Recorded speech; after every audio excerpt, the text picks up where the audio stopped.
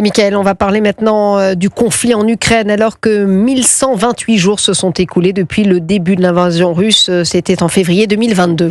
Oui, d'un côté, Moscou revendique des avancées minimes de ses troupes avec la capture de 2 villages dans l'est et le sud de l'Ukraine. De l'autre, les efforts en vue d'un cessez-le-feu qui semble piétiner. Bonsoir Maxime Gondelot. Bonsoir Mickaël, bonsoir à tous. Alors où en est-on justement dans les négociations de paix qui se déroulent actuellement en Arabie Saoudite ? Eh bien, elles avancent pas à pas. D'abord, avec cet accord trouvé en mer Noire, les Nations Unies se réjouissent aussi de l'accord trouvé sur la protection des infrastructures énergétiques ukrainiennes, mais aucun cessez-le-feu global n'a été signé pour l'instant.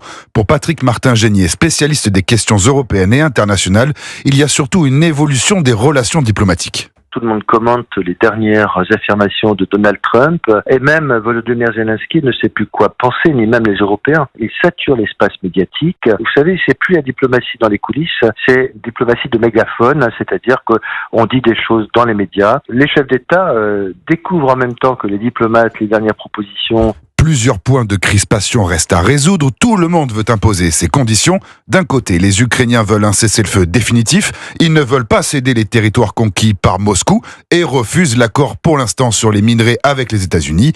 Les USA, eux, souhaitent la fin du conflit le plus rapidement possible, car ils sont persuadés que leurs intérêts stratégiques sont maintenant dans la zone Indo-Pacifique, avec une idée en tête, le risque d'un futur conflit avec la Chine. Enfin, Vladimir Poutine, lui, fait traîner les négociations. Il veut maintenant une administration provisoire en Ukraine et surtout la levée des sanctions financières contre son pays.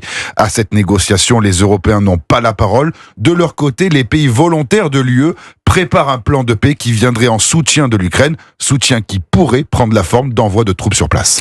Maxime Gondelot, merci Maxime. Et toujours au sujet de ce conflit, l'ONU appelle à mettre fin aux horribles souffrances, je cite, en Ukraine.